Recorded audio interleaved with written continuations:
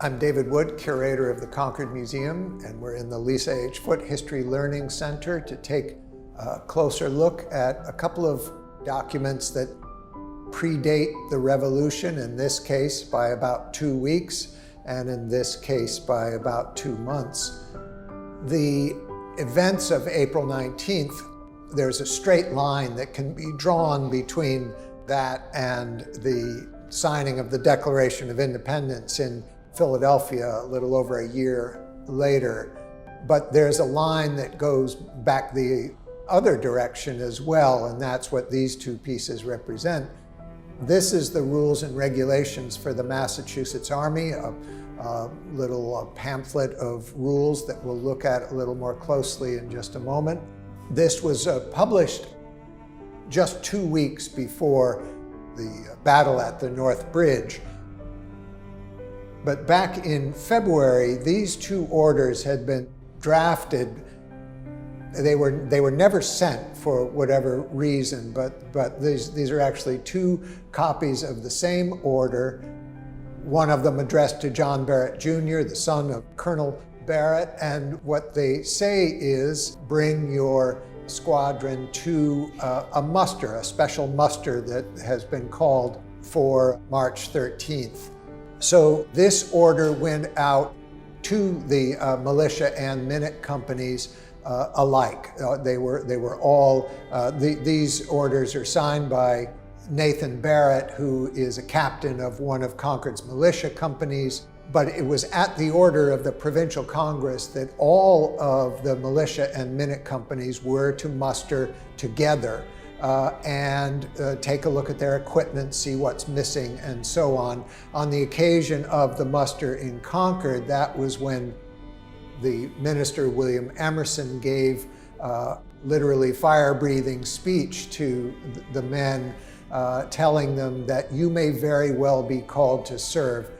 Here, a month before the actual outbreak of firing, it was evident to all sides that this conflict was unavoidable.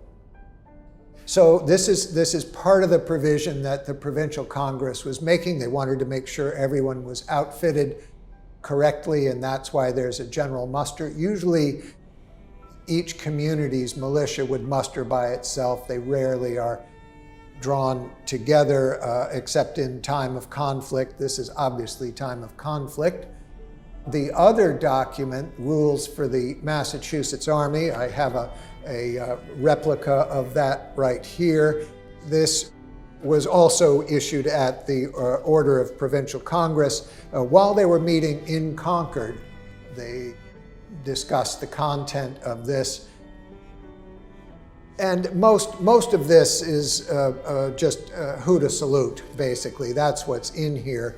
But the preamble is interesting because it says, well, first they say that they've been unjustly accused of treason, and then in the next paragraph say, and whereas the great law of self-preservation may suddenly require our raising and keeping an army of observation and defense in order to prevent or repel any further attempts to enforce the late cruel and oppressive acts of British Parliament. That kind of sounds like treason. Forming an army to prevent the enforcement of the acts of Parliament, you're not supposed to do that.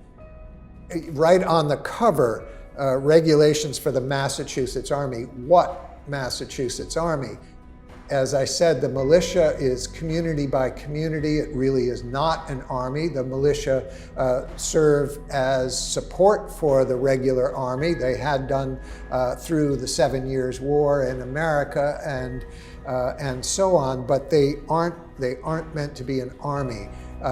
Militia is citizen soldiers. They turn out when there's an alarm. An army doesn't disband, and that is what the Provincial Congress is planning on here. And the other large part of that plan was the supplies for this army, and there were supplies for 15,000 soldiers stored in and around Concord, and that is exactly what the regulars came out to seize and destroy on April 19th.